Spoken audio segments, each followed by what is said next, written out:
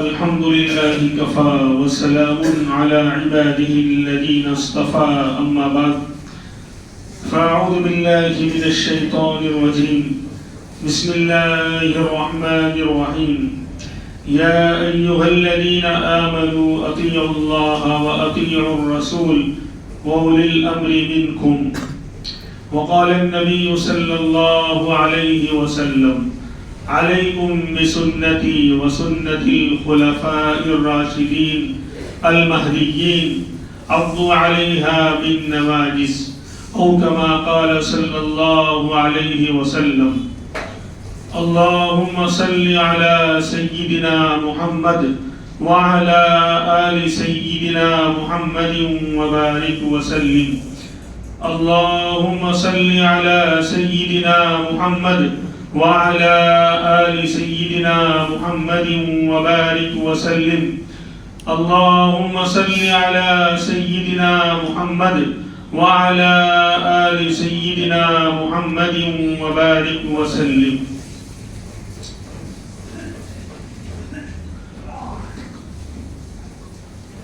اللہ تبارک و تعالیٰ نے قرآن کریم کی جو آیت میں نے تلاوت فرمائی اس کے اندر اللہ تبارک و تعالیٰ نے جو مسلمان ہیں ایمان والے ہیں وہ ہدایت پر اور سیدھے راستے پر کس طرح رہیں گے، کیا طریقہ اور کیا سسٹم اور کیا نظام ہوگا، کیونکہ امام الانبیاء محمد الرسول اللہ صلی اللہ علیہ وسلم بلکہ ہر نبی کا یہ حال رہا کہ کوئی ہمیشہ یہاں رہنے والا نہیں. آپ وقت پر جب اللہ نے آپ کو بھیجا تھا آپ نے دین کو پہنچا دیا، تبلیغ کر دی، پھر آپ چلے گئے، لیکن آپ کے بعد دین کے نظام کو کس طرح چلایا جائے گا، امت اور عام مسلمان کس طرح زندگی گزاریں گے، اس کی رہنمائی اس آیت پاک میں اللہ نے اشارہ فرمایا، پھر پیارے آقا نے حدیث کے اندر اس کی وضاحت فرمائی. دونوں حدیث اور آیت میں نے تلاوت کی. فرمایا یا ایھا الذین آمنوا اطیعوا اللہ واطیعوا الرسول واولی الامر منکم. اے ایمان والو، اللہ کی اطاعت کرو، اللہ کی بات مانو. جو کچھ اللہ نے قرآن پاک میں بیان فرما دیا سمجھ میں آئے کہ نہ آئے، اللہ کی بات مانو اور واطیعوا الرسول اور رسول اللہ صلی اللہ علیہ وسلم کی بات مانو. پھر نبی تو ہر زمانے میں نہیں رہیں گے، تو فرمایا اولی الامر منکم، اور جو تم میں سے معاملے کے ذمہ دار بنے، چاہے دنیا کے ذمہ دار ہوں، حکومت اور عہدے والے ہوں، یا دین کے ذمہ دار ہوں، علماء ہوں، فقہا ہوں، ان کی اطاعت کرو، ان کی بات بھی ماننا ضروری ہوگا. دنیا داروں کا تو معاملہ یہی ہے کہ جب تک بادشاہ اور اہل حکومت شریعت کے قانون کے مطابق تم کو لے کر چلتے رہے تب تک ماننا ہے، ورنہ اگر وہ نافرمانی والا حکم دے رہے ہیں تو اللہ کا ضابطہ ہے لا طاعت لمخلوق فی معصیت الخالق، کہ خالق کی نافرمانی میں مخلوق کی اطاعت نہیں کی جائے گی. مخلوق اور انسان کوئی آرڈر دے رہا ہے، کوئی بات بیان کر رہا ہے، بادشاہ ہو، حاکم ہو، کوئی بھی ہو، لیکن اس کام کے اندر اللہ کی نافرمانی لازم آ رہی ہے تو پھر اس کی اطاعت نہیں ہوگی. بہرحال اسی کو حدیث پاک میں بھی اس آیت کی تشریح میں جانا نہیں چاہتا ورنہ بات دوسری طرف چلی جائے گی. میں تو حدیث پاک پر بات کرنا چاہتا ہوں. فرمایا علیکم بسنتی وسنت الخلفاء الراشدین المہدیین عضوا علیہا بالنواجذ. فرمایا امام الانبیاء محمد الرسول اللہ صلی اللہ علیہ وسلم نے تم پر میری سنت کو لازم پکڑنا ضروری ہے، تم پر میری سنت کو لازم پکڑنا ضروری ہے، اور وسنت الخلفاء الراشدین، اور میرے بعد جو خلفاء راشدین ہدایت یافتہ خلفاء ہوں گے ان کی سنت کو بھی لازم پکڑنا ہوگا، ان کی سنتوں کو بھی دانتوں تلے دبانا ہوگا.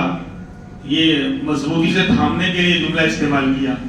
تو آپ کی سنت کیا ہے اور آپ کے بعد خلفاء راشدین کون ہیں اور ان کی سنت کیا ہے؟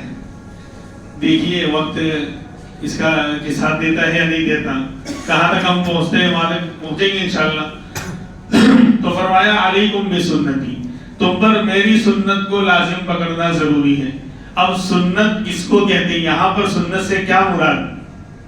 ایک تو سنت کا وہ معنی جو ہمارے ذہنوں میں ہے کہ فرض نماز کے بعد سنت پڑھی جاتی ہے، وہ سنت مراد نہیں ہے، وہ بھی سنت ہے لیکن وہ سنت کا ایک جز ہے۔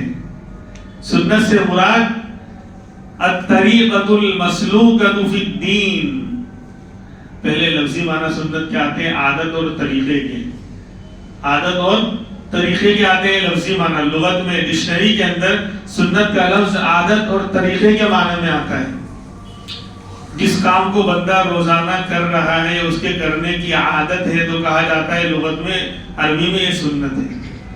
جسے ایک بندہ روزانہ صبح فجر کے بعد جو ہے وہ ناشتہ کرتا ہے یا چائے پیتا ہے تو وہ کہہ سکتا ہے کہ یہ روزانہ چائے پینا میری سنت یعنی میری عادت ہے۔ تو سنت جو ہے وہ عادت کے معنی میں آتا ہے، جو کام پابندی سے روزانہ کیا جائے اس کو عادت کہتے ہیں۔ اور اصطلاح میں قرآن و شریعت کی روشنی میں سنت کہتے ہیں الطریقۃ المسلوکۃ فی الدین، دینی راہ، دین کے راستے میں ہمیں جس راستے پر چلنا ہے، جس راستے پر دین کے باب میں ہمیں چلنا ہے وہ دینی راہ سنت کہلائے گی، سمجھے؟ چاہے وہ فرض ہو، واجب ہو، نفل ہو، کچھ بھی ہو، اس میں عبادت بھی آ گئی، معاملات بھی آ گیا، شادی بیاہ کا مسئلہ بھی آ گیا، خرید و فروخت کا معاملہ بھی آ گیا، اور موت میت کا مسئلہ بھی آ گیا۔ زندگی کے ہر فیلڈ میں جس راستے پر ہمیں چلنا ہے، عبادت کے باب میں جو راستہ ہمیں اختیار کرنا ہے، اور معاملات کے باب میں کہ بھی اس طرح کاروبار کرنا ہے، اس طرح نہیں کرنا ہے، وغیرہ وغیرہ، اور شادی اس طرح کرنی ہے، جائز یہ ناجائز، طلاق اس طرح دینی ہے، اس طرح دینا جائز نہیں، وغیرہ وغیرہ، میت کو اس طرح جو ہے کفنایا جائے گا اور نماز اس طرح پڑھی جائے گی، اور میراث کا مسئلہ بننے کے بعد اس طرح ترکہ اور مال جو چھوڑا ہے مرنے والے نے وہ اس طرح تقسیم کیا جائے گا۔ تو دینی راہ کو سنت کہا جاتا ہے، صرف نماز کی سنت کو سنت نہیں، وہ تو ہے ہی سنت، لیکن آج ہمارے یہاں سنت کا دائرہ بہت محدود ہو گیا ہے۔ دین کے باب میں ہمیں جس راستے پر چلنا ہے وہ راستہ سنت کا راستہ کہلائے گا، وہ سنت کہلائے گا۔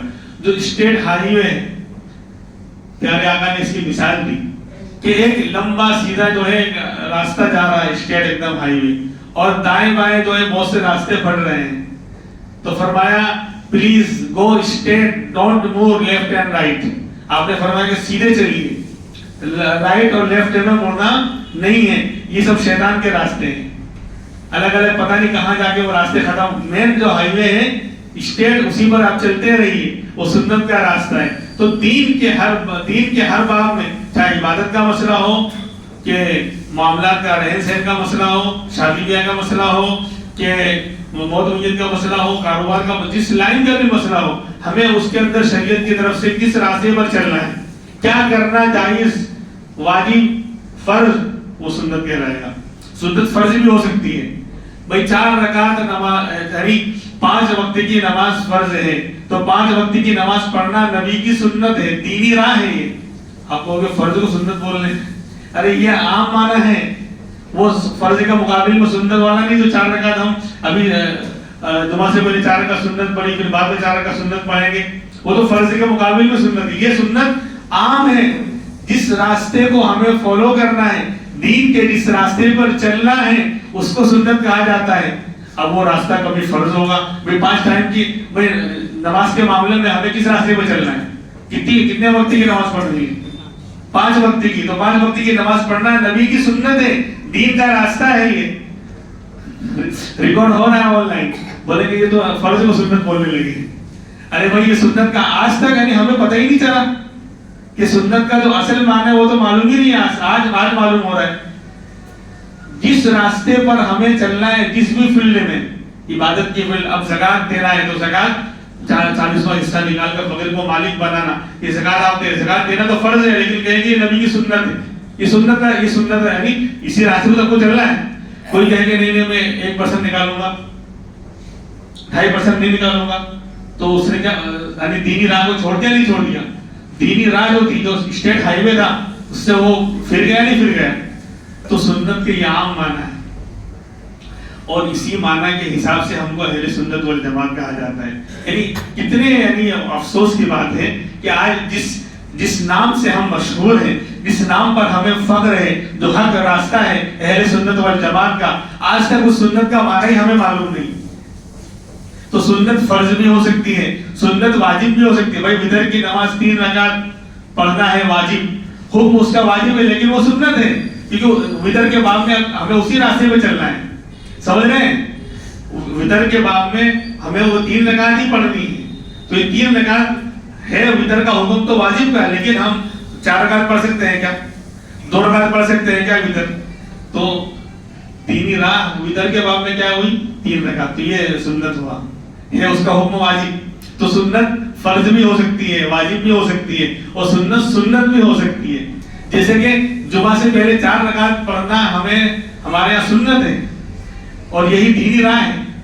کوئی 5 پڑھے گا تو بولے کہ دین کے راستے پر، اسٹیٹ ہائی وے پر نہیں چل رہا ہے، وہ پھر گیا رائٹ اینڈ لیفٹ میں، وہ پھر گیا شیطان کے راستے پر آ گیا، کیونکہ نبی کا راستہ تو 4 رکعت پہلے سنت ہے، ظہر سے پہلے یا جمعہ سے پہلے۔ ارے بات سمجھ آ رہی ہے؟ اس کا حکم سنت کا ہے، لیکن اس کو سنت بھی کہیں گے کیونکہ یہ ہم دینی راہ پہ چل رہے ہیں، اسٹیٹ ہائی وے پہ ہم چل رہے ہیں۔ بہرحال اتنا کافی ہوگا، ورنہ جو اصل بات ہے وہ رہ جائے گی۔ تو سنت کے یہ عام معنی ہے، دین کے جس فیلڈ میں بھی، جس باب میں بھی ہمیں جو راستہ اختیار کرنا ہے، جس پر ہمیں چلنے کو کہا گیا، ہمیں چلایا گیا ہے، وہ راستہ کیا کہلائے گا؟ سنت۔ اور وہ فرض بھی ہو سکتا ہے۔ 5 نماز کے باب میں ہمیں کون سے راستے پہ چلایا گیا؟ 5 ٹائم کی نماز پڑھنا فرض ہے، تو 5 ٹائم کی نماز پڑھنا اگر ہم پڑھیں گے تو کہا جائے گا کہ سنت، یعنی اسٹیٹ ہائی وے پہ چل رہا ہے بندہ، حکم اس کا فرض کا ہے، وہ مسئلہ الگ ہے۔ خیر، تو فرمایا کہ علیکم بسنتی، تم پر لازم ہے میری سنت کو تھامنا۔ میں نے دین کے باب میں جن راہوں کو میں نے جاری کیا اور امت کو چلنے کو میں نے کہا ہے، آقا فرما رہے ہیں، تو اس کو اختیار کرنا یہ سنت کہلائے گا، اور اس کو لازم پکڑنا ضروری ہے۔ لہذا میں نے مثال دے دی کہ فرائض کے اندر 5 فرض ہے، کوئی 6 پڑھنے لگ جائے تو وہ نبی یہ سنت سے ہٹ گیا، اور اسٹیٹ ہائی وے سے کیا کہتے ہیں، ہٹ گیا، گمراہ ہو جائے گا۔ اب پتہ نہیں کون سی بھول ہو، جنگل میں راستہ لے جا رہے ہیں، پتہ نہیں کہاں جا رہے ہیں۔ تو مین ہائی وے تھا، وہ تو صاف ستھرا راستہ ہے، وہ سیدھے جا رہا ہے منزل کی طرف، لیکن دائیں بائیں جو الگ الگ راستے پھٹ رہے ہیں، گاؤں میں، جنگل میں، دیہات میں، پتہ نہیں کہاں لے جا کے وہ ختم ہو جائے، کس بیابان میں، کس جنگل میں، کس جو ہے خطرناک راستے پر وہ ختم ہو جائے، کچھ پتہ نہیں۔ تو ایسے ہی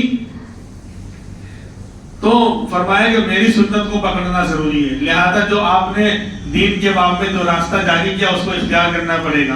اور فرمایا وَسُنَّتِ الْخُلَفَاءِ الرَّاشِدِينَ، اور میرے بعد خلفاء راشدین کی سنت کو اپنانا بھی ضروری ہے۔ یعنی بتا دیا آپ نے کہ میرے زمانے کے بعد، میرے دنیا سے تشریف لے جانے کے بعد بہت سی چیزیں دین کی ضرورت کے لیے نئی پیش آئیں گی، دین کی ضرورت کے لیے بہت سی چیزیں نئی پیش آئیں گی، جو میرے بعد خلفاء ہوں گے، خلیفہ راشدین، خلفاء راشدین، وہ ان نئی طریقے کو اپنائیں گے اور جاری کریں گے امت کے لیے، اس کو چلائیں گے۔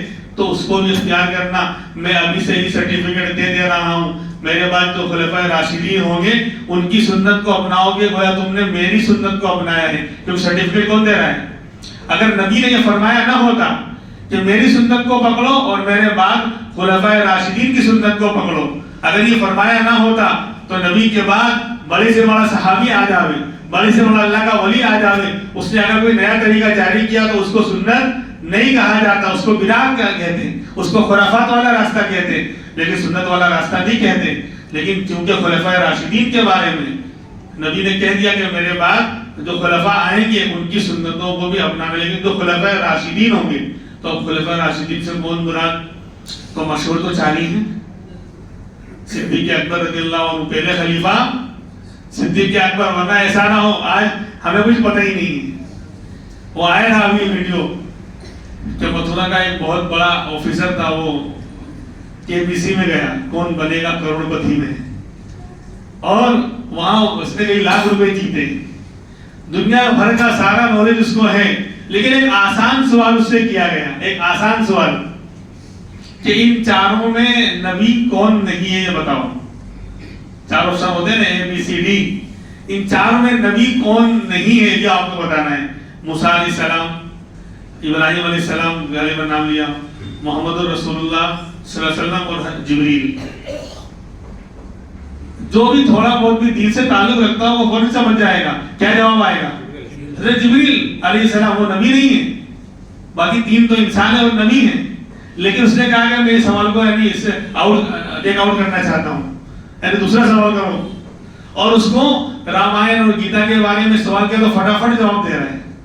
ابھی سوال مکمل سے پہلے جواب. تو یہ ہمارا حال ہے. ہم اپ ٹو ڈیٹ ہو جائیں لیکن دین سے کونے رہیں گے تو پھر نہ خدا ہی ملا، نہ مثال صنم، نہ ادھر کے رہے نہ ادھر کے رہے. میرے بھائیوں، دنیا پڑھانا اور دنیا کی ایجوکیشن کو حاصل کرنا کون منع کرتا ہے؟ کون منع کرتا ہے؟ ہم نے بھی حاصل کیا ہے. اور ابھی بھی میں اسٹوڈنٹ ہوں، ایم اے کا میں اسٹوڈنٹ ہوں. ابھی فی الحال ایگزام پتہ نہیں کب دوں گا، وہ مسئلہ الگ ہے. یعنی دین کے ساتھ دنیا حاصل کیجیے، کس نے منع کیا ہے؟ ایجوکیشن پڑھیے، کس نے منع کیا ہے؟ لیکن ایسا نہیں کہ اپنے دین کا کچھ پتہ ہی نہیں، موٹی موٹی باتیں معلوم نہ ہو. مسلمان یعنی پہلے سچے پکے مسلمان بنیے، پھر زندگی کے جس فیلڈ میں آپ جائیں گے، ڈاکٹر بنیں گے، انجینئر بنیں گے، جو بھی بنیں گے انشاءاللہ وہ شعبہ شاندار ہوگا، وہ زندہ ہوگا. جو خدمت کا جذبہ، مسلمان جو سچا پکا نبی کا عاشق اور دیندار جو کام کرے گا نا کسی بھی فیلڈ میں جا کر، وہ دوسرے لوگ نہیں کر سکتے. ہاں ڈاکٹری کا پیشہ اس کو دھندا نہیں بنایا جائے گا، خدمت بنائے گا. اگر نبی کا عاشق ہوگا، نبی کی زندگی پڑھی ہوگی، سنت سے پیار ہوگا، نبی کے طریقے کو پڑھا اور سیکھا اور سیرت کو پڑھا اور سیکھا ہوگا، تو اپنے پیشے اور دھندے کو دھندا نہیں بنائے گا، خدمت بنائے گا. ڈاکٹری کرے گا، مال تو ویسے ملنے والا ہے ڈاکٹر کو، لیکن خدمت سمجھ کے کرے گا. اور تو ایسا ایجوکیشن ہمیں نہیں چاہیے کہ جو ہمیں دین سے بالکل دور کر دے، بالکل کوڑا کر دے. بہرحال تو ایسے حال ہے کہ وہ جبریل نے آیا. پھر تو میں کہہ رہا تھا کہ نبی کے بعد جو ہے خلفائے راشدین کون ہیں؟ تو سب سے پہلے خلیفہ ابو بکر صدیق رضی اللہ عنہ، جو نبی کے یار غار ہیں، غم گسار ہیں، ہمدرد و یار ہیں، اور غار کے بھی ساتھی ہیں اور آج بھی ساتھی ہیں اور کل انشاءاللہ جنت میں بھی ساتھی ہوں گے. یار غار جن کو کہا گیا، اذ ہما فی الغار اذ یقول لصاحبہ لا تحزن ان اللہ معنا. خیر صدیق اکبر کی سیرت پر تو مستقل بیان ہونا چاہیے، انشاءاللہ وہ کبھی موقع ہوگا تو وہ بھی بیان ہوگا. تو پہلے خلیفہ صدیق اکبر ہیں. نمبر 2 عمر بن خطاب رضی اللہ عنہ، جن کی سیرت بیان ہو چکی 2 ہفتہ پہلے. نمبر 3 عثمان غنی رضی اللہ عنہ، جو نبی کے ڈبل داماد ہیں، ذوالنورین ہیں، 2 نور والے. اور نمبر 4 حضرت علی رضی اللہ عنہ، جو نبی کے چہیتے داماد ہیں اور رشتہ دار چچا بھائی بھی ہیں اور نبی کے گویا کیا کہتے ہیں سرپرستی میں رہے ہیں وہ. خیر تو یہ 4 خلفائے راشدین اور 5واں حسن بن علی رضی اللہ عنہ کو بھی مانا جاتا ہے، لیکن 4 مشہور ہیں. تو انہوں نے چاروں خلفاء نے اپنے اپنے زمانے میں دین کے خاطر، اسلام کے خاطر جن جن نئے طریقوں کو اور سنتوں کو جاری کیا وہ بھی سنت بن جائے گی اور وہ بھی نبی کی سنت کہلائے گی، کیونکہ سرٹیفکیٹ ان کو امام الانبیاء نے دیا ہے. پہلے ہی آپ نے فرما دیا تھا، اللہ کی طرف سے آپ کو بتا دیا گیا تھا کہ نبی آپ کے بعد بھی دین کے لیے بہت سی ضرورتیں پیش آئیں گی، بہت سے نئے طریقے دین کی ضرورت کے خاطر دین کے لیے جاری کرنا پڑے گا، مسلمانوں کو اس پر چلنا پڑے گا. لہذا آپ سرٹیفکیٹ ابھی سے ہی 4 خلفاء کو دے دیجیے کہ ان کا جو طریقہ ہوگا اپنے اپنے زمانے میں وہ کیا کہلائے گا؟ سنت. طریقہ وہ لوگ جاری کریں گے اپنے اپنے زمانے میں، لیکن وہ بھی طریقہ کس کا ہوگا؟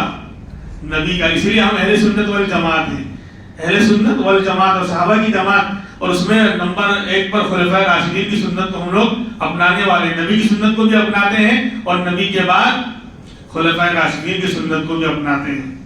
اب باری باری ہم لیتے ہیں کہ نبی کے بعد سب سے پہلے خلیفہ ہیں صدیق اکبر رضی اللہ عنہ، اور ان کی سنت کیا ہے، انہوں نے کیا طریقہ دین کے لیے جاری کیا.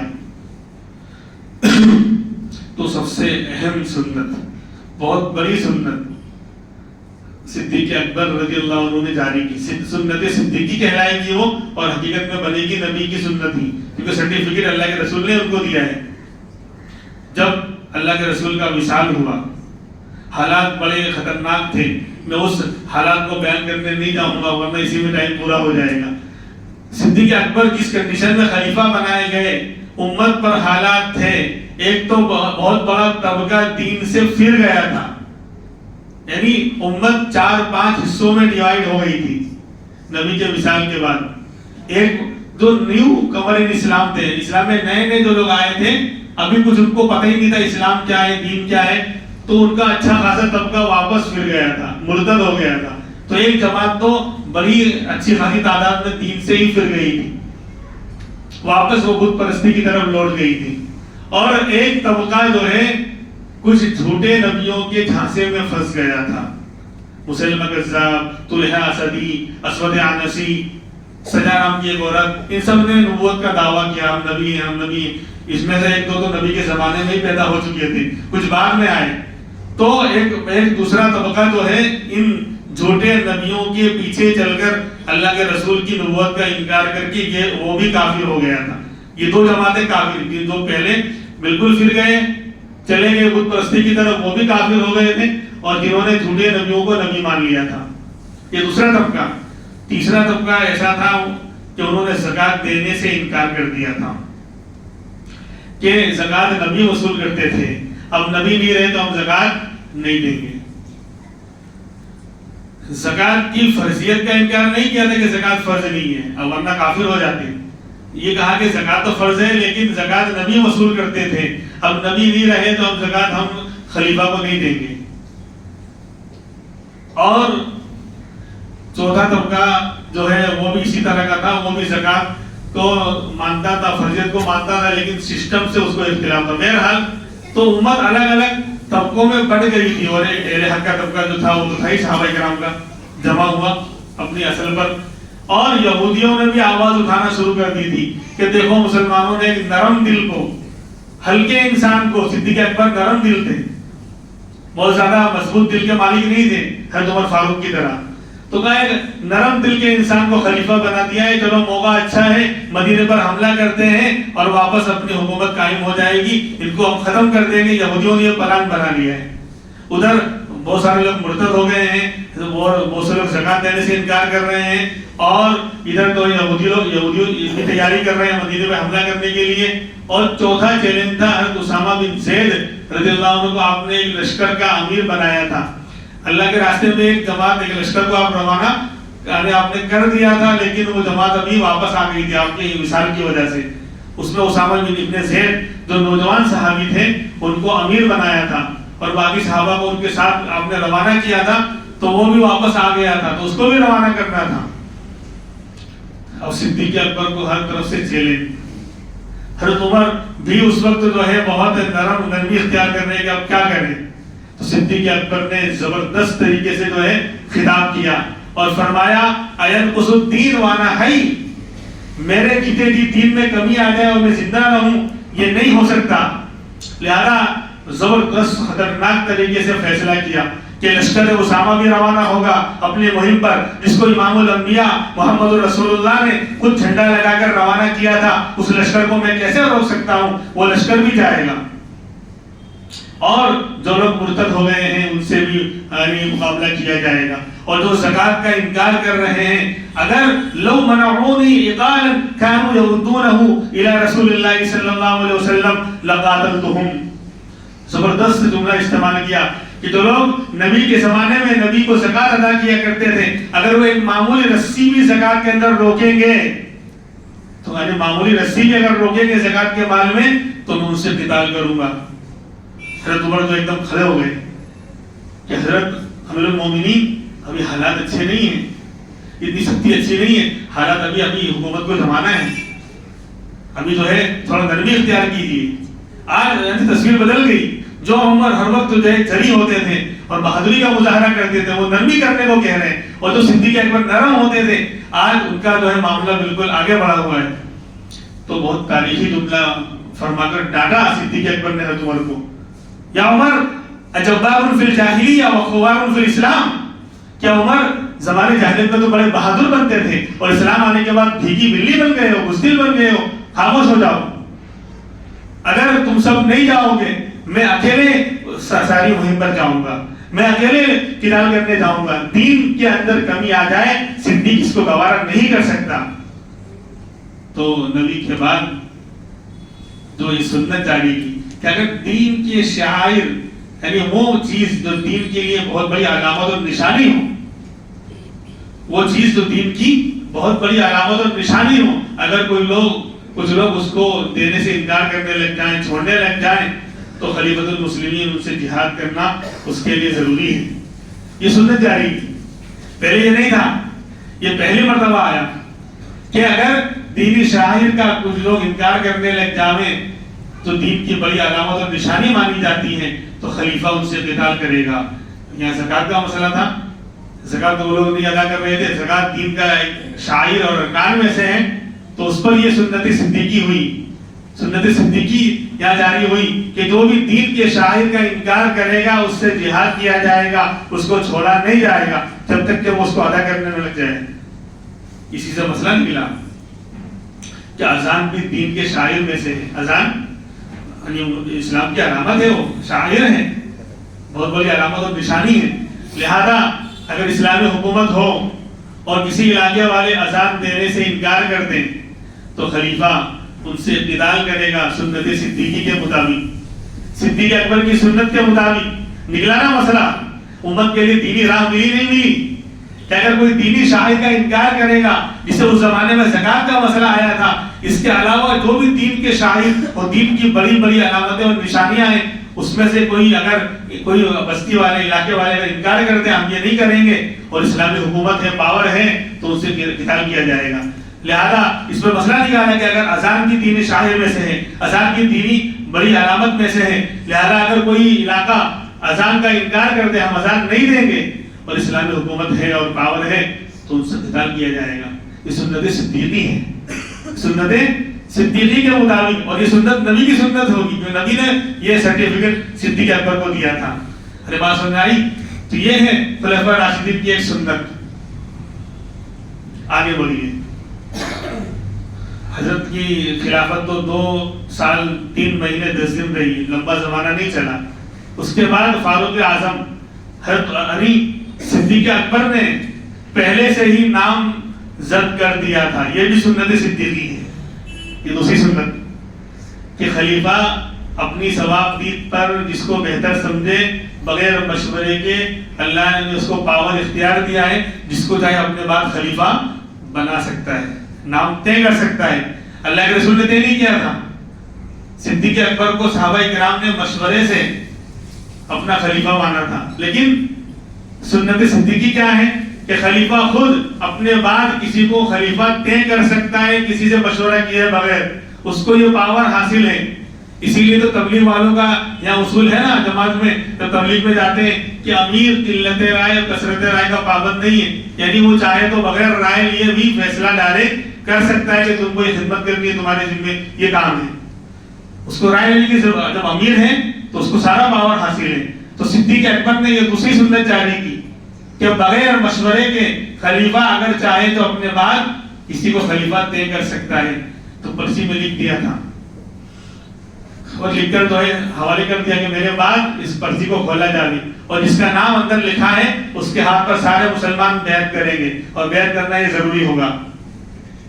جب نام کھولا گیا تو فاروق اعظم کا نام نکلا، حضرت عمر کا نام نکلا، اور اس پر صدیق اکبر بہت فخر سے کہا کرتے تھے کہ اگر اللہ پوچھے گا کہ اے صدیق اپنے بعد کس کو خلیفہ بنا کر آئے ہو تو میں بالکل فخر سے کہوں گا کہ اے اللہ آپ کی امت میں، اے نبی آپ کی امت میں جو سب سے افضل تھے میرے بعد ان کو خلیفہ بنا کر آیا۔ تو یہ بھی سنت صدیقی ہے۔ بات سمجھ آئی کہ بغیر مشورے کے کسی کو خلیفہ طے کر دینا۔ اس کے بعد فاروق اعظم کا دور آیا، انہوں نے بھی سنت جاری کی۔ شروع کے 10 سال کی خلافت رہی، تقریباً 10.5 سال کی خلافت رہی۔ اس کے اندر شروع کی 4-5 سال تو جنگوں میں اور جہاد میں اور دشمنوں سے مقابلے میں گزر گئے۔ بہت 22 لاکھ مربع میل، بڑے بڑے ملک، بڑے بڑے شہر اسلام کے سائے تلے آئے اور اسلام کی حکومت وہاں قائم ہوئی، اسلام کا پرچم وہاں لہرایا۔ فاروق اعظم کا دور بڑا شاندار گزرا۔ شروع کی 5 سال تو اس میں گزر گئے۔ اس کے بعد جب تھوڑا سکون ہوا جنگوں سے اور اس سے، تو پھر آپ دینی مصلحتوں کی طرف اور دینی خدمتوں کی طرف متوجہ ہوئے اور یہ سنت جاری کی 20 रकात तरावी जमात के साथ पढ़ना पूरे साल यानी पूरे रमजान, ये सुन्नत उमरी है, लेकिन है हकीकत में नबी की सुन्नत। आपने देखा एक मरतबा रमजान की रात में आप हज़रत उमर जो है तशरीफ लाए मस्जिद नबी के तरफ, देखा कुछ लोग यहाँ खड़े होकर नमाज पढ़ रहे हैं, कुछ लोग उधर पढ़ रहे हैं, कुछ लोग उधर पढ़ रहे हैं, तो आपको अच्छा नहीं लगा। तो फिर उबई बिन काब रज़ियल्लाहु अन्हु और तमीम दारी गालिबन, इन दोनों को इमाम बनाया बारी बारी, क्या आप दोनों जो है नमाज पढ़ाओगे और पूरी जो है मस्जिद में एक ही जमात के साथ तरावी की नमाज होगी। फिर कुछ दिन के बाद फिर तशरीफ लाए तो देखा तो बड़े खुश हुए कि एक यानी इमाम के पीछे पूरी मस्जिद वाले तरावी पढ़ रहे हैं। उबई बिन काब रज़ियल्लाहु अन्हु जो कारिउल उम्मा कहलाते हैं, सारी उम्मत में सबसे बड़े कारी उबई बिन काब रज़ियल्लाहु अन्हु हैं, वो इमामत कर रहे हैं और पूरी मस्जिद में सारे सहाबा एक इमाम के पीछे इमामत कर रहे हैं। तो फरमाया निअमतिल बिदअतु हादी, क्या शानदार ये तरीका जारी किया गया। यानी ये सुन्नत 20 रकात तरावी जमात के साथ ये जारी करने वाले फारूक आजम रज़ियल्लाहु अन्हु, इसकी हकीकत तो थी नबी के जमाने में, लेकिन नबी ने, अब सवाल होगा कि ये तो बाद में आई, फिर भी सुन्नत है, अलैकुम बिसुन्नती व सुन्नतिल खुलफा, याद रखें इसको, चाहे फारूक आजम ने जारी की फिर भी किसकी सुन्नत है, नबी की सुन्नत है।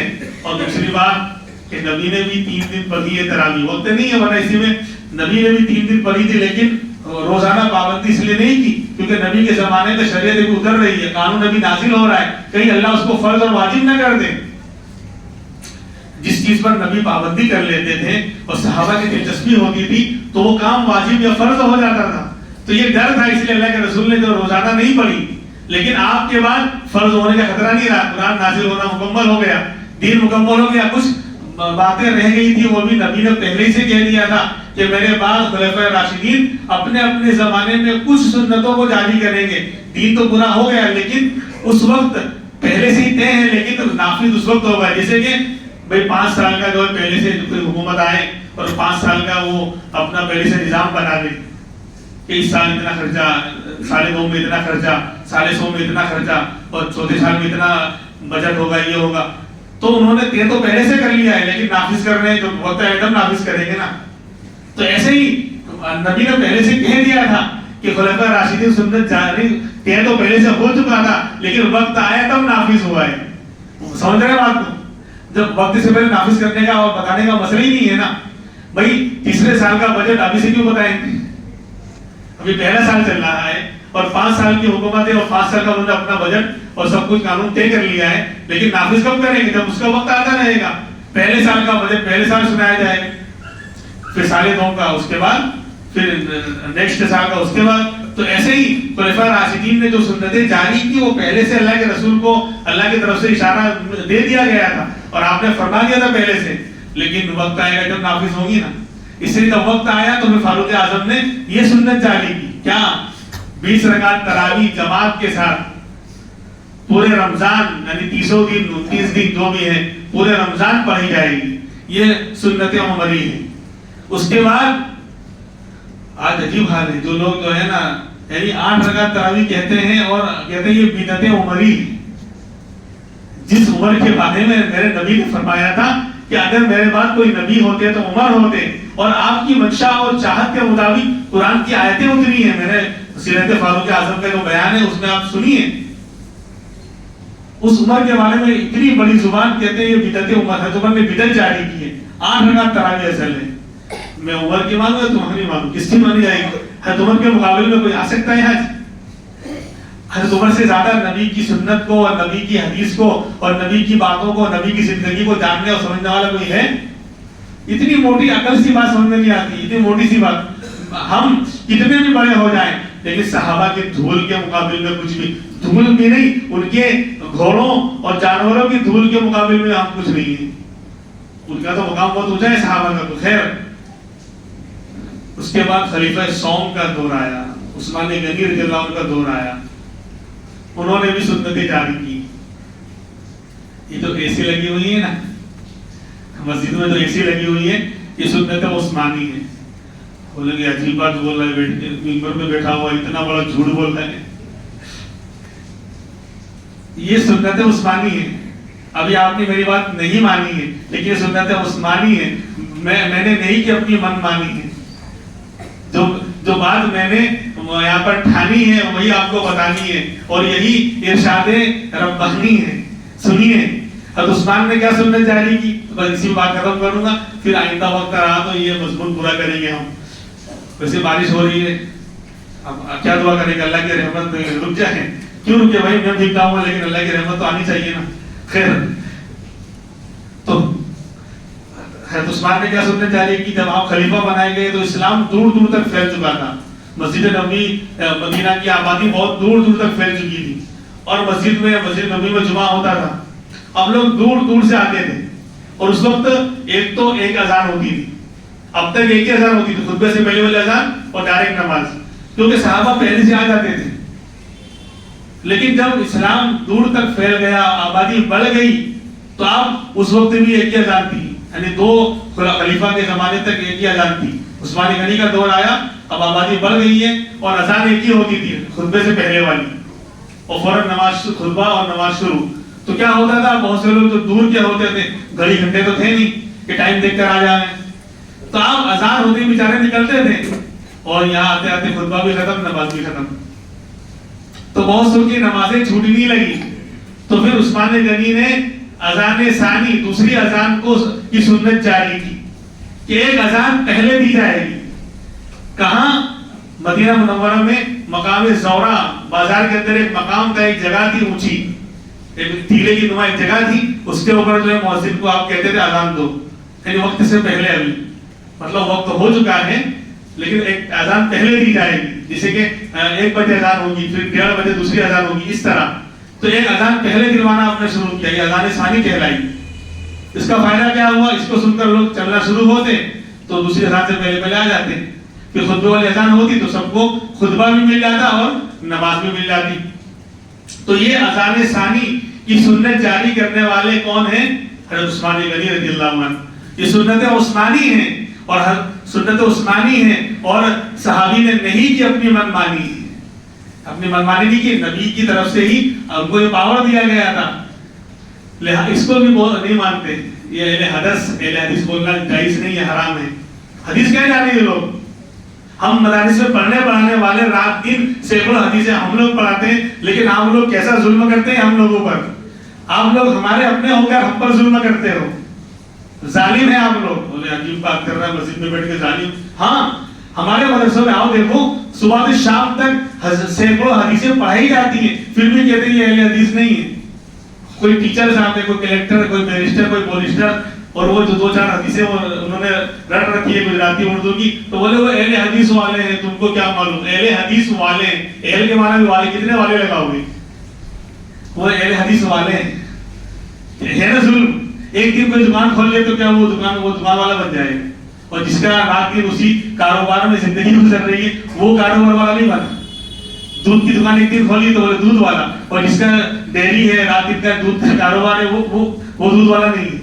تو ایسے ہی ہے، اور نہیں معلوم تو آگے دیکھیے مدرسوں میں جو آخری سال ہوتا ہے نا، 10-12 حدیث ہی کی کتابیں خالی پڑھائی جاتی ہے، فجر کے بعد 11-12 بجے تک، ظہر کے بعد، کہیں تو عصر کے بعد بھی ہوتا ہے، پھر مغرب بعد، عشاء بعد، اور کہیں جمعہ کے دن بھی چھٹی نہیں ہوتی دیوبند میں، اور جمعہ کے دن بھی سبق ہو رہا ہے، حدیث کی حدیث ایک دن میں یعنی کئی 100 حدیثیں پڑھائی جاتی ہیں، پھر بھی یہ اہل حدیث نہیں کہلائے، اور وہ اہل حدیث جو کچھ نہیں جانتے۔ یعنی آپ لوگ انصاف کیجیے، ظالم نہ بنیے۔ اہل حدیث کہہ رہے ہیں تو مدرسے والوں کے یہ حدیث والے ہیں جو رات دن پڑھا رہے ہیں۔ بہرحال تو عثمان نے ایک اذان اول کو جاری کیا، اور دوسری سنت کیا جاری کی، یہ تو کہا نا اسی رہے بھائی، وہ رہ گئی بات، بس ختم کر رہا ہوں۔ یعنی شاندار مسجد بنوائی اپنے پیسوں سے، کسی کو اعتراض نہ ہو۔ جب فراوانی آئی، صحابہ کے مکانات بھی اچھے ہونے لگے، کیونکہ عمر کے زمانے میں اسلام دور دور تک پھیل گیا، تو وہاں مال غنیمت بھی خوب آیا، مال بھی خوب حاصل ہوا جنگ میں، تو صحابہ میں مالدار ہو گئے، گھر میں ان کے ٹھیک ٹھاک ہو گئے۔ تو آپ فتویٰ ہے، مسئلہ ہے کہ اگر بڑے بڑے بنگلوں والا علاقہ ہو، فلیٹس والا علاقہ ہو، اور وہاں جو ہے پترے کی مسجد ہو، چھپر والی، تو جائز نہیں ہے۔ دل لگے گا بتاؤ، جو لوگ فلیٹوں میں اے سیوں میں رہ رہے ہیں، مسجد میں ایسی کی تیسی ہوگی ان کی، تو یہ سنت عثمانی ہے. انہوں نے کیا کیا؟ اپنے مالدار ہیں، صحابہ میں مالدار ترین صحابہ میں شمار تھا عثمان غنی کا. اپنے پیسوں سے شاندار نقش و نگار والے پتھر منگوائے، بہترین لکڑیاں، شاندار یعنی اعلیٰ قسم کی لکڑیاں منگوائی اور مسجد اپنے پیسوں سے تعمیر کروائی تاکہ کسی کو اعتراض نہ ہو. اور یہ کہا کہ جب اسلام کی سرحدیں دور دور تک پھیل چکی ہیں اور لوگوں کے اندر مال اور فراوانی آ چکی ہے اور اچھے اچھے مکانات اب تعمیر ہو رہے ہیں تو اللہ کا گھر اس سے شاندار ہونا چاہیے، ورنہ یہ اللہ کے گھر کی توہین ہے. تو بتاؤ اے سی لگانا سنت عثمانی ہوا یا نہیں ہوا؟